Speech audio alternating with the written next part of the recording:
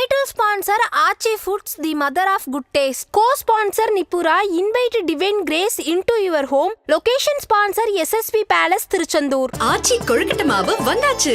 ஆச்சி கொழுக்கட்டை மாவிற்கு கொழுக்கட்டை அச்சை கேட்டு வாங்குங்கள். தெய்வத்தின் அருள் இப்போது உங்கள் கையில்.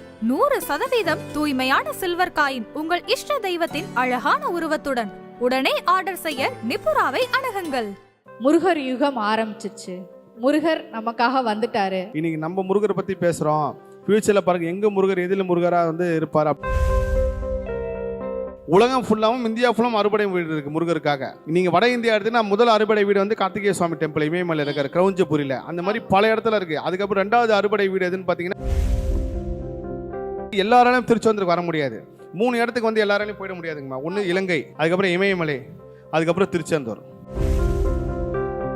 திருன்னு ஆரம்பிக்கிற பேர் எல்லாமே உங்கள் வாழ்க்கையில் திருப்பம் ஏற்படும் இடம்னால தான் எல்லாத்துக்கும் திருன்னு வச்சாங்க. நீங்கள் திருவண்ணாமலையாக இருக்கட்டும், திருப்பதியாக இருக்கட்டும், எங்கெல்லாம் அந்த திருன்னு வருதோ நீங்கள் அங்கே போகிறப்போ உங்கள் வாழ்க்கையில் உங்கள் கிரக விதிப்படி ஒரு திருப்பம் ஏற்படும்.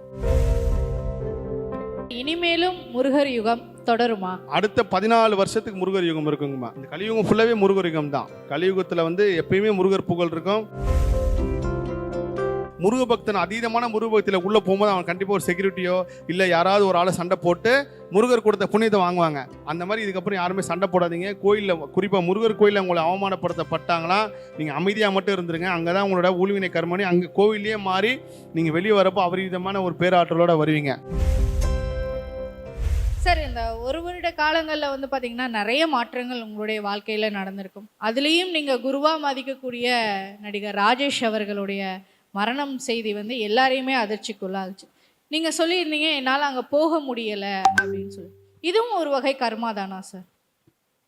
ராஜேஷ் சாரோட விதி எனக்கு என்கிட்ட ஒரு 82 வயசு 83 வயசு இருப்பேன்னு சொன்னாருங்கம்மா. அவரே சொன்னது தான். ஆனால் ராஜேஷ் சார் அவர் உயிரோட இருக்கும் போது கொடுத்த ஞானத்தை விட ராஜேஷ் சார் மறைவுக்கு அப்புறம் எனக்கு மிகப்பெரிய அளவுக்கு ஞானத்தை ஒருத்தர் மூலயமா அவராக கொடுக்க வச்சாரா இல்லை இயற்கையாக கொடுத்தான்னு தெரில. அவர் இறந்ததுக்கு அப்புறம் எனக்கு கன்னடாவிலேருந்து ஒருத்தர் பேசினார். அவர் யாருன்னு பார்த்தீங்கன்னா ராஜேஷ் சார் நாடி ஜோதிடம் பார்க்க போகும்போது இவர் கூட போயிருந்தார். அந்த இடத்துக்கு இவரும் போய் பார்த்தப்போ அவங்க ஒரு விஷயம் சொன்னாங்க. அவர் அது என்கிட்ட பொது வெளியில் சொல்லக்கூடாதுன்னு சொல்லி தான் சொன்னார். அது என்னைக்காவது இந்த இயற்கை அனுபவிச்சு நான் சொல்கிறேன். அப்போது எல்லா விஷயமும் ராஜேஷ் சாருக்கு தெரிஞ்சு தான் அமைதியாக இருந்திருக்காரு. அது உண்மை.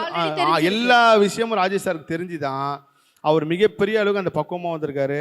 ராஜேஷ் சாரோட மரணம் ஜென்ரலாக அவர் பாபாஜி மகாதர் பாபாஜியை பற்றி என்கிட்ட சொன்னாருங்கம்மா. அவர் பாபாஜி டாலர் ஒன்று போட்டிருந்தாரு. எனக்கும் பாபாஜிக்கும் இருக்கிற மிகப்பெரிய பொறுத்தத்தை அவர் சொன்னார். உங்களுக்கு 3ல் கேது. அவர் பாருங்க இந்த 3ல் கேது இருக்கிறவங்க யார் யாருன்னு சொல்லி ஒரு பெரிய லிஸ்ட் எடுத்து சொன்னார். அந்த பாபாஜியை பற்றி பேசும்போது தான் அவர் பாபா டாலரை காட்டினார். அப்படிப்பட்ட ஒரு இடத்துல நான் மகாதர் பாபாஜி கேவில் கரெக்டாக அடிவாரத்தில் இருக்கும் போது தான் ராஜேஷோட இறப்பு செய்தியை எனக்கு தெரிய வந்துச்சு. ஸோ அது பெரிய ஒரு ஏதோ ஒரு கனெக்ஷன் தான், தொடர்பு தான். தொடர்பு இல்லாமல் இந்த திருச்செந்தூர் நம்ம ஏன் ராஜேஷ் சாரை பற்றி பேச போகிறோம்? கண்டிப்பாக ஒவ்வொருத்தருக்கு இல்லைங்கம்மா. நீங்கள் மரணம் 2 வகையில் வருது. கூடுமான வரைக்கும் கண்டப்படி தான் கலியுகத்தில் மனிதன் சாவான்றது மிகப்பெரிய கர்ம சாஸ்திரன்னு சொல்லலாம். விதிப்படி சாவறவங்க ரொம்ப குறைவு. திடீர் கண்டம் வரும், டக்குன்னு போயிடுவாங்க. அப்படிதான் இப்போ என்னோட நாடி ஜோதிடம் பார்க்குறப்போ எனக்கு ராஜேஷ் சார் தான் மைண்டில் ஒரு கட்டத்துக்கு மேலே நீங்கள் போதுங்க, நிப்பாட்டுங்க, நான் திரும்ப எப்போ ஏன்னா நீங்கள் நாடி ஜோதிடம் பார்க்குறது ஒரு பெரிய பலம் இருக்குது, பலவீனம் இருக்குது. சார், 2022 நம்ம ஆதன் ஆன்மீகத்துக்கு கொடுத்த முதல் நேர்காணலில் முருகர் யுகம் ஆரம்பிச்சிச்சு, முருகர் நமக்காக வந்துட்டாரு அப்படின்னு சொல்லியிருந்தீங்க. இப்போ நடக்கக்கூடிய விஷயங்கள் பார்த்தீங்கன்னா தொடர்ந்து எல்லா முருகன் கோவிலையும் கும்பாபிஷேகம், திருச்செந்தூர், திருப்பரங்குன்றம் அப்படின்னு சொல்லிட்டு 2 முக்கியமான ஸ்தலங்களில் கும்பாபிஷேகம் நடந்து முடிஞ்சிருக்கு. இந்த அனுபவம் எப்படி இருக்குது? இதை எப்படி பார்க்குறீங்க? முருகர் யுகம் ஆரம்பம்ன்றது ஒரு 2022 எல்லாருமே முருகரை பற்றி பேசுவாங்க பாருங்க. நம்ம கவிதா சகோதரி அவங்ககிட்ட தான் சொன்னேன், இன்னைக்கு நம்ம முருகனை பற்றி பேசுகிறோங்க. ஒரு காலத்தில் பாருங்கள் எல்லாருமே முருகரை பற்றி பேசுவோம், எங்கே முருகர் எதில் முருகர் இருப்பாருன்னு சொல்லிட்டு சொன்னோம். அது கூட நான் பல நேரங்களில் என்னோட பேட்டி நானே புதுசாக பார்ப்பேங்கம்மா. நம்ம தான் இதை பற்றி பேசணுமா, நம்ம தான் இப்படி பேசியிருக்கோம் அப்படின்ற அளவுக்கு ஆச்சரியப்பட்டு பார்த்த பேட்டிலாம் இருக்குது. இப்போ ஓம் சரவணபவாவில் அந்த பிறந்தநாள் நிகழ்வாக இருக்கட்டும், இன்னொரு விஷயங்கள் சொன்னாங்க, சித்திரகுப்தன் விஷயமா இருக்கட்டும், இதெல்லாம் இதெல்லாம் இப்படி கண்டுபிடிச்சு சொல்லியிருக்கோம். அப்போ ஏதோ சக்தியை நம்ம வழிநடத்த ஒன்றும் இல்லை. அந்த மாதிரி அதே முருக சக்தி தான் இன்னைக்கு நம்ம முருகரை பற்றி பேசுகிறோம். ஃபியூச்சரில் பாருங்கள் எங்கே முருகர் எதில் முருகராக இருப்பார் அப்படின்னு சொன்னதுக்கப்புறம் உண்மையிலே எங்கே சோஷியல் மீடியா திறந்தாலே முருகர் முருகர் முருகர் முருகர். இப்போ சமீபமாக வேலூர் நான் போயிருக்கேன். அங்கே பிரம்மசாஸ்தாவாக முருகர் அருள் போட்டுட்டு இருக்காரு. பிரம்மசாஸ்தாவாக தமிழ்நாட்டில் ஒரு 3-4 இடம் மட்டும் தான் இருக்குது. அந்த 3-4 இடமே 4 யுகங்களுக்கு சம்மந்தப்பட்ட இடம். இப்போ நம்ம அறுபடை வீடுன்றோம்ல, அந்த அறுபடை வீடு வந்து தமிழ்நாட்டில் மட்டும் கிடையாது, உலகம் ஃபுல்லாகவும் இந்தியா ஃபுல்லாகவும் அறுபடை வீடு இருக்குது முருகருக்காக. நீங்கள் வட இந்தியா எடுத்தீங்கன்னா முதல் அறுபடை வீடு வந்து கார்த்திகேய சுவாமி டெம்பிள் இமயமலையில் இருக்கார், கிரௌஞ்சபுரியில். அந்த மாதிரி பல இடத்துல இருக்குது. அதுக்கப்புறம் 2வது அறுபடை வீடு எதுன்னு பார்த்தீங்கன்னா ஒடிசாவில் இருக்குது. 3வது அறுபடை மகாராஷ்டிராவில் இருக்குது. வட இந்தியாவிலும் அறுபடை முருகர் இருக்கார். அதே மாதிரி எல்லாராலையும் திருச்செந்தூருக்கு வர முடியாது. 3 இடத்துக்கு வந்து எல்லாராலையும் போயிட முடியாதுங்கம்மா. ஒன்று இலங்கை, நிலக்கடி, இலங்கைக்கு வந்து எல்லாராலையும் போட முடியாது. கண்டிப்பா. அதுக்கப்புறம் இமயமலை, அதுக்கப்புறம் திருச்செந்தூர். இந்த 3 இடத்துக்குமே நீங்கள் நினச்சாலும் பிளான் பண்ணி என்ன வசதி பண்ணி நீங்கள் ரெடியாக போனாலும் போக முடியாது. அந்த ஒரு மிகப்பெரிய சக்தி இருக்குது. அதுவும் கூட ஒரு பிரபஞ்ச ரகசியம் தான். இப்போ அறுபடை வீடில் வந்து திருச்செந்தூர், திருத்தணி, திருப்பரங்குன்றம், திரு ஆனன்குடி, இப்போ பழமுதிர் சோலை சொல்கிறாங்கம்மா, அது வந்து திரு சோலைமலை அந்த காலத்தில். இப்போ தான் பழமுதிர் சோலையாக மாறி இருக்கு. சுவாமிமலைக்கும் இன்னொரு பேர் இருக்கு. சாமிமலைக்கும் வந்து மிகப்பெரியவர்களுக்கு அந்த திருன்னு ஆரம்பிக்கிற பேர் எல்லாமே உங்கள் வாழ்க்கையில் திருப்பம் ஏற்படும் இடம்னால தான் எல்லாத்துக்கும் திருன்னு வச்சாங்க. நீங்கள் திருவண்ணாமலையாக இருக்கட்டும், திருப்பதியாக இருக்கட்டும், எங்கெல்லாம் அந்த திருன்னு வருதோ நீங்கள் அங்கே போகிறப்போ உங்கள் வாழ்க்கையில் உங்கள் கிரக விதிப்படி ஒரு திருப்பம் ஏற்படும். இது ஒரு பெரிய விஷயம். அதில் அந்த திருச்செந்தூருக்கு மட்டும் அறுபடையில் அபரிவிதமான சக்தி வேலை செய்யுது. நீங்கள் அறுபடை வீட்டில் வந்து முதல் படை வந்து திருப்பரங்குன்றம்னு சொல்கிறாங்க. ஆனால் என்னோட கணிப்பு படி நான் முருகராட்சினா உண்மையிலே முதல் படை வந்து திருச்செந்தூர் தான். திருச்செந்தூராக தான் இருந்திருக்கும். ஏன்னா இப்போ சமீபத்தில் நான் குலசை முத்தாரம்மன் கோயிலுக்கு வரப்போ நான் இங்கே ஒரு நாசா ஆராய்ச்சியாளர் சந்திச்சேன். இங்கே வந்து ராக்கெட் ஏவுகணம் அமைக்க போகிறாங்க. ஸ்ரீஹரிகோட்டையில் இருக்கிற மாதிரி தூத்துக்குடியில் வந்து ராக்கெட் ஏற்றணும். அவங்களோட சம்மந்தப்பட்ட ஒருத்தரை சந்திக்கும் போது ஏன் எனக்கு ஒரு ஆசையான எதுக்கு இந்த இடத்த சூஸ் பண்ணிங்க, தமிழ்நாட்டில் எவ்வளோ இடம் இருக்கும்போது அவங்க சொன்ன இடம் திருச்செந்தூர்லேருந்து தூத்துக்குடி வரைக்குமே நம்ம இப்போ பூமியோட மேல்தளம் வந்து ரொம்ப அதிகமாக இருக்கான். நீங்கள் இங்கேத்துக்கும் பிரபஞ்சத்துக்கும் ரொம்ப வானத்துக்கும் வந்து இடைவெளி வந்து குறைவான். மற்ற இடத்த விட இங்கே வந்து அந்த மேலேன்னு சொல்கிற நம்ம வானத்துக்கு மேலே, அதுக்கும் இந்த பிளாக் ஹோலுக்கும் இந்த இடத்துக்கும் வந்து உள்ள தூரம் குறைவுனால தான் இந்த இடத்த சூஸ் பண்ணியிருக்காங்க. ஸோ இங்கேருந்து நம்ம ராக்கெட்ஸ் எடுத்தப்போ அது உங்களுக்கு இன்னும் எரிபொருளை சேவ் பண்ணி கொடுக்கும், வானத்துக்கு மேலே போகிறது வந்து கெட்டையாக இருக்கும் அப்படின்னு சொல்லி சொன்னாங்க. ஸோ இந்த அறிவியல் ரீதியாகவே இந்த ஒரு சக்தி இருக்கும்போது அமானுஷ்யமாகவும் நம்மளுக்கு தெரிஞ்சிக்க முடியாத அளவுக்கு எவ்வளோ சக்தி இருக்கும் பாருங்கள். கண்டிப்பாக சார். சார், இப்போ நீங்கள் சொல்லியிருந்தீங்க முருகர் யுகம் ஸ்டார்ட் ஆயிடுச்சு அப்படிங்கிறது நம்ம எல்லாருக்குமே தெரியும். கூட்டம் வந்து கடல் போல வந்துகிட்டே தான் இருக்கு, அலை மாதிரி. அப்படி இருக்கும்போது இன்னும் இந்த முருகர் இன்னைக்கு காலையில் வரும்போது நம்ம மண்டபத்துக்கு வரப்போ சரியான கூட்டம், அப்படியே சாரையா படையப்பா படத்துல போவாங்க அந்த மாதிரி போயிட்டே இருக்காங்க. அதெல்லாம் பார்க்குறப்போ முருகர் வந்து நான் வந்து ஒரு விஷயத்த உணர்றேன். எப்படின்னா எனக்கு நீண்ட நாளாக இருந்த கேள்வி, இப்போ சென்னையில் ஒரு முருக பக்தர் இருக்காரு, வடப்பள்ளியில் ஒருத்தர் இருக்காரு, திருச்சியில் ஒருத்தர் இருக்காரு, தாம்பரத்தில் ஒருத்தர் இருக்காரு. இந்த எல்லாருக்குமே எப்படி முருக சக்தி வேலை செய்யுது, எப்படி எல்லாருக்கும் ஒருத்தர் கனெக்ட் ஆகுது, எப்படி தொடர்ந்து இவங்க எல்லாமே அந்த முருகரோட இணைஞ்சிட்டே இருக்கான்னு பார்க்குறப்போ இந்த கலியுகம் வந்து ஒளி மற்றும் ஒளியில் உருவாச்சு. இதோட சமமான ஒரு சக்தி தான் முருகரும் ஒளி மற்றும் ஒளியில் தான் உருவானார். அவர் திருப்பூரிலேருந்து தான் வந்தார், நெற்றிக்கண்ணில் தான் வந்தார். அதனால தான் இந்த தேடை மெடிடேஷன் சொல்கிறப்போ எனக்கு சொன்னார், எந்த முருகர் கோயிலையும் நீங்கள் கழுத்தில் மாலை வாங்கினாதீங்கன்னு சொன்னது காரணம் இதுதான்றது எனக்கு காலப்போக்கில் சொன்னார். அப்படி இருக்கும்போது இந்த பிரபஞ்சம் வந்து ஒளி மற்றும் ஒளி மூலியமாக உங்களுக்கு பல விஷயத்த சொல்ல வந்துக்கிட்டே இருக்குங்கம்மா. திருச்செந்தூரில் எல்லாம் நீங்கள் பாருங்கள், நீங்கள் வந்து அபரிவிதமான ஒரு விஷயம் வந்து பழனியில் ஒரு விஷயம் நடக்கும் எதிர்காலத்தில். இப்போ சமீபத்தில் ஜப்பான்ல இருந்து நிறைய முருக பக்தர் வந்து பழனிக்கு போனாங்க பாருங்க. அதே மாதிரி உலகம் ஃபுல்லாக இருந்தும் வருவாங்க. ஸோ திருச்செந்தூரில் இன்னைக்கு திருவண்ணாமலையிலேருந்து ஒரு பெரிய சர்ச்சையை ஓடிட்டு இருக்கு. இது தெலுங்கு மக்கள் வராங்க, இந்த மக்கள் வராங்க. என்னோட கர்ம ஆராய்ச்சியில் வந்து நான் உணர்ந்த விஷயங்கம்மா, அந்த இனம்பேதம் மொழி பேதம்லாம் பார்க்கக்கூடாதுன்ற என்னோட தாழ்மையான வேண்டுகோள். பார்க்குறவங்க பார்க்கட்டும், பட் என்ன ஃபாலோ பண்ணுறவங்க அதை பார்க்காதீங்க. நீங்கள் அப்படி பார்த்தீங்கன்னா என்னைக்காவது ஒரு நாள் நீங்கள் ஒரு துன்பத்தில் இருக்கும்போது நீங்கள் யாரை விமர்சனம் பண்ணீங்களோ, எந்த மொழியை நீங்கள் கேவலமாக பேசும், அந்த சம்மந்தப்பட்டவங்க தான் உங்களுக்கு வந்து உதவுவாங்க, இயற்கையை கொண்டு போய் நிற்க வைக்கும். அதனால் மற்றவங்க எப்படி வேணாலும் போட்டு என்ன ஃபாலோ பண்ணுறவங்க இனபேதமோ மொழி பேதமோ மத பேதமோ பார்க்காதீங்க. எல்லாருமே சமமாக பாருங்கள், எல்லா மனிதர்களையும் சமமாக பாருங்கள். ஏன்னா நான் வந்து அனுபவ ரீதியாக நானே அதுக்கு பெரிய சாட்சி. நான் ஒரு காலத்தில் எப்படிலாம் இருந்திருக்கேன்றது இப்போ எப்படி மாறி இருக்கேன், அது மாறினதுக்கப்புறம் எப்படி வாழ்க்கை மாறிச்சுன்றது வந்து நீங்கள் இயற்கை உங்கள் கூட பேசணும், பஞ்சபூதங்களுக்கு உதவி பண்ணணும். நீங்கள் எப்போ எல்லாரும் சமம் நீங்கள் நினைக்கிறீங்களோ அப்போ நீங்கள் துன்பப்படுறப்பலாம் ஏதோ ஒரு கை உங்களை கொடுத்து காப்பாற்றி கொண்டு போயிட்டே இருக்கும். இது சத்தியம். கண்டிப்பாக சார். சார், இனிமேலும் முருகர் யுகம் தொடருமா? அடுத்த 14 வருஷத்துக்கு முருகர் யுகம் இருக்குங்கம்மா. நீங்கள் வந்து இந்த கலியுகம் ஃபுல்லாகவே முருகர் யுகம் தான். கலியுகத்தில் வந்து எப்பயுமே முருகர் புகழ் இருக்கும். கலியுகத்துக்கு அழிஞ்சு திரும்ப உருவானதுக்கப்புறம் திரும்ப முருகர் இருக்கும். அப்புறம் நான் சொன்ன பாருங்க, எப்படி முருகர் கனெக்ட் ஆகிறாரு, ஒவ்வொரு ஊரில் இருக்கிற ஊருக்கு போகிறாங்கன்னா நம்ம இன்னைக்கு நேற்று முருக பக்தரவே கிடையாது. நம்ம இந்த கலியுகம் உருவாகி முருக சக்தின்னு ஒன்று உருவாயிருக்கும்ல, அந்த முருக சக்தி உருவானதுல இருந்து நம்ம இந்த செக்டர் எல்லாமே ஒரு கட்டத்தில் முருகரை கும்பிட்டோம். பிறந்ததுலேருந்து முருகரை கும்பிட்டோம், முருகர் வேலை கும்பிட்டோம், சேவலை கும்பிட்டுருப்போம், மயிலை கும்பிட்டுருப்போம். முருகர் சம்மந்தமான எல்லா விஷயம் உணர்ந்தனால தான் நம்மளோட ஆன்மா திரும்ப செத்து திரும்ப பொழைச்சி வந்தாலும் திரும்ப உயிர் பெற்று வந்தாலும் இந்த ஆன்மா எப்பயுமே முருகரை நோக்கி போயிடும். ஒரு கட்டத்தில் ஒரு குறிப்பிட்ட வயசு வரப்போ நீங்கள் ஆட்டோமேட்டிக்காக முருகரை நோக்கி போயிடுவீங்க. அந்த வேர்ன்னு சொல்லலாம். இப்போ நீங்கள் அவதார் படம் பார்த்துருப்பீங்க, அந்த தலைமுடியை வந்து அந்த பறவையோட கனெக்ட் பண்ணுறப்போ எப்படி நம்மளோட எண்ணங்கள் வந்து பிரதிபலிக்குதோ அந்த மாதிரி முருக சக்தியோட நம்ம ஆட்டோமேட்டிக்காக ஆன்மா கனெக்ட் ஆகிடுது. நம்ம இன்னைக்கு நேற்று முருக பக்தராகவே கிடையாது.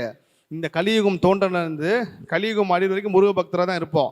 இப்போ நம்ம இறந்துடுறோமா, திரும்ப அடுத்த பிறப்புலையும் எப்போ உங்களுக்கு அந்த முருக சக்தி உங்களை ஆட்கொள்ள நினைக்குது, அப்போ ஆட்டோமேட்டிக்காக முருக பக்தராக வந்துடுவீங்க. அது எல்லாத்துக்கும் ஒரு காரணம் வந்து பெண் சக்தி. இப்போ சமீபமான ஒரு நேர்காணல் சொல்லியிருந்தேன், இன்றைக்கி முருக பக்தராக இருக்காங்க எல்லாருக்குமே ஒரு கடத்தில் பெண் சக்தி பக்தர்களாக இருந்திருப்பாங்க. ஒரு பெண் தெய்வம் மூலயமா தான் முருக பக்தியில் வந்திருப்பாங்க. இது வந்து மிகப்பெரிய ரகசியங்கம்மா. சார் நீங்கள் வந்து திருவண்ணாமலையிலேருந்து இமயமலை வரைக்கும் நீங்கள் போயிட்டு வந்துட்டு இருக்கீங்க. ஸோ எதுக்காக நீங்கள் அடிக்கடி அங்கே போயிட்டு வரீங்க, என்ன காரணம்? அதற்கு பின்னாடி எதுவும் ரகசியம் இருக்கா? இல்லை, இமயமலை வந்துங்கம்மா, அந்த முருகர் ஆராய்ச்சியில் நீங்கள் முதல் தொடக்க புள்ளி வந்து கலியுகத்தில் முருகர் எங்கே ஆரம்பிச்சிருக்காருன்னு பார்த்தீங்கன்னா கார்த்திக் சுவாமி டெம்பிள் ஆரம்பிச்சிருக்காரு. கார்த்திக் சுவாமி டெம்பிள்லேருந்து இந்த முருக சக்தி எங்கெங்கே போகுது, தைவான் வரைக்கும் இருக்குது. தைவான், சைனா, நேபாள், இப்படியே தொடர்ந்து ஆஸ்திரேலியா வரைக்கும் இங்கே பெரிய அளவுக்கு முருக சக்தி இருக்குது. அப்போ இமயமலையில் வந்து நீங்கள் இந்த கார்த்திக் சுவாமி டெம்பிள் கிட்ட நீங்கள் போனீங்கன்னா தான் தெரியும். இப்போ நான் வந்து சொல்லலாம் அங்கே அபரிதமான சக்தி இருக்குது, நாங்கள் வந்து நீங்கள் மெடிடேஷன் பண்ணினா இதாக இருக்குது, இதெல்லாம் நான் சொல்லாமே தவிர நீங்கள் ஒன்ஸ் போயிட்டீங்கன்னா திரும்ப எப்படா அடுத்த வருஷம் போகிறோம் அப்படின்ற ஒரு எண்ணம் வந்துக்கிட்டே இருக்கும். அப்போ இந்த முருகர் கார்த்திகேயன் பேர் வச்சதும் அந்த முருகர் தான். அங்கே கார்த்திக் சுவாமி வழிபாடு வந்து இமயமலை இன்னொரு அற்புதமான விஷயம் என்னன்னா, இப்போ நம்ம இருக்கிறது கர்ம பூமி, அது வந்து தேவபூமி. நீங்கள் ரிஷிகேஷ்லேருந்து இமயமலை மேலே ஏறுறப்பயே உங்களை உடம்புல ஏற்படுற மாற்றத்தையும் உங்கள் மனதில் ஏற்படுற மாற்றத்தையும் நீங்கள் உணர்வீங்கம்மா. கண் கூட நீங்கள் அதை வந்து பார்ப்பீங்க. நீங்கள் அந்த மலையில் இருக்கிற வரைக்கும் உங்கள் கூட சிவபெருமான் எல்லா சக்தியும் உங்கள் கூட வர்றதை வந்து பரிபூர்ணமாக உணர்வீங்க. இதே நீங்கள் கீழே இறங்கி டெல்லி ஏர்போர்ட் வந்ததுக்கப்புறம் உங்களுக்கு தெரியும் அந்த மாற்றம். ஸோ அந்த ஒரு எண்ணம் தான். ப்ளஸ் இமயமலையில் 76 ஊர் வந்து முருகர் வந்து ஆட்சி புரிஞ்சிருக்காரு. அந்த 76 ஊர்லேயும் கார்த்திகேயபுரம்னே ஒரு ஊர் இருந்திருக்கு. அங்கே முருகர் தான் குலதெய்வமாக இருந்திருக்காரு. சேவல் குலதெய்வமாக வச்சு வழிபடுறாங்க. இப்பயும் சமீப காலமாக இமயமலையில் வந்து மயில் தென்படுது அப்படின்னு சொல்லி சொன்னாங்க, கலெக்டர்னு சொன்னார். அங்கே அவ்வளோ பெரிய மயிலெலாம் இருக்காதுன்னு சொன்னாங்க. ஆனால் இப்போ சமீப காலமாக அதிகமான மயில் வந்து தென்படுதுன்னு சொல்லி சொல்கிறாங்க. ஸோ இமயமலை வந்து ஒரு வார்த்தையில் வந்து சொல்ல முடியாது. அது இப்போ பாதாள புவனேஸ்வரன் சொல்லி இடத்துக்கு போயிட்டு வந்தேன்.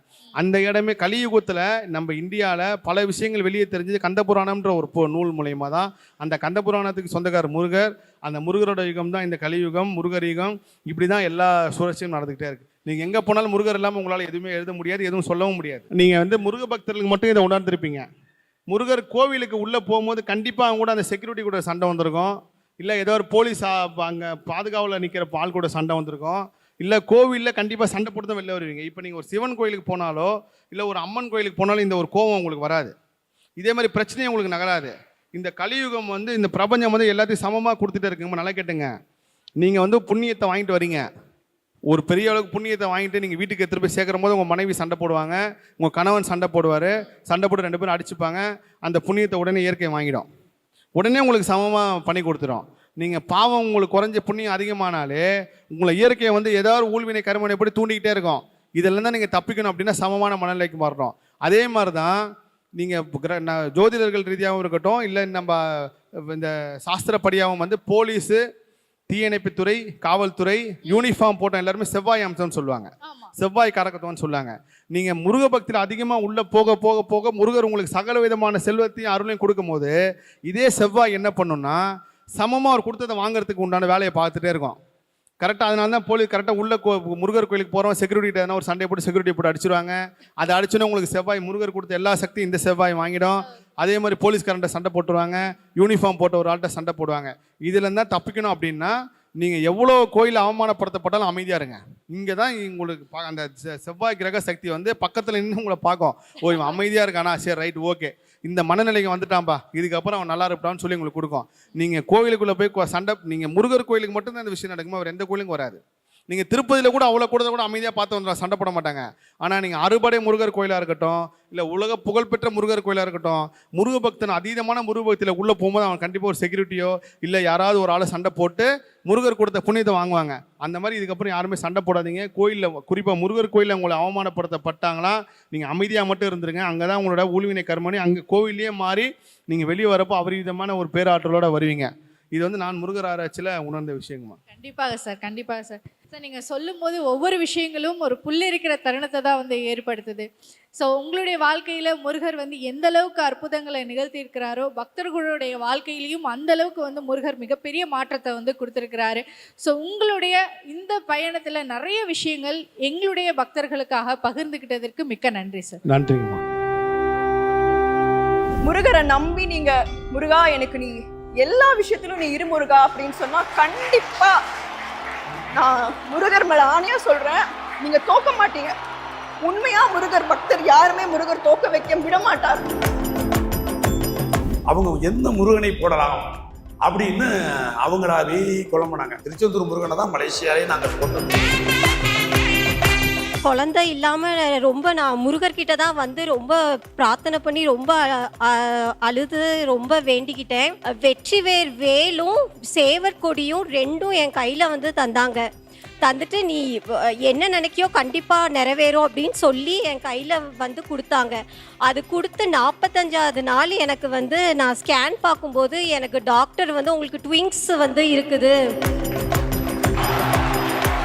திருச்செந்தூர் முருகன் என்னை கைவிட மாட்டார், எனக்கு நம்பிக்கை இருக்கு, எப்பவும் விட மாட்டார். ஆனாலும் நேற்று எனக்கு ரொம்ப முடியல, என்னால் தாங்கவே முடியல. அம்மா அப்பா யாரும் இல்லை, யாருமே ஹெல்ப்புக்கு இல்லை.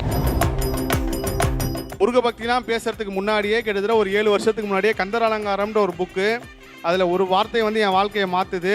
எத்தனையோ மருத்துவரால் கைவிடப்பட்டவர்களுக்கு நான் இந்த பாடல் சொல்லி அவங்க பாடி அவங்களுக்கு வந்து ஒரு பெரிய அதிசயம் நடந்திருக்கு. அப்படிப்பட்ட ஒரு பாடல் தான்.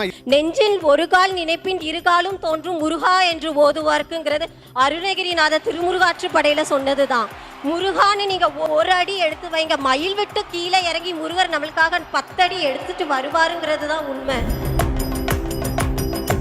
நல்லா கேட்டுங்க, முருக பக்தர்கள் துன்பப்பட்டு துடிக்கும் போது முருகர் பார்த்துக்கிட்டு உங்களால் எந்த வகையில் ஹெல்ப் பண்ண முடியுமோ யாரோ ஒருத்தர் அனுப்பிட்டு தான் இருப்பார். எந்த சூழ்நிலையிலுமே உங்களை புதைக்கிற அளவுக்கு சூழ்நிலை முருகரை நம்பாமல் மட்டும் போயிடாதீங்க.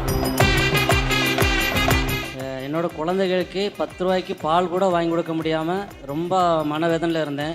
ஒரு நாள் திருச்செந்தூருக்கு வந்து முருகரை கும்பிட்டுட்டு சன்னதி கொடிமரத்தில் உட்காந்து மனவேதனையோடு அழுதுட்டு இருந்தேன். என் வாழ்க்கையில் நிறையா மாற்றங்கள் முருகர் கொடுத்துருக்காரு.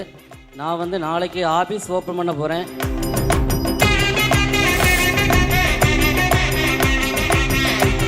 இன்னைக்கு திருச்செந்தூர்ல முருகர் அழைக்கிறார்.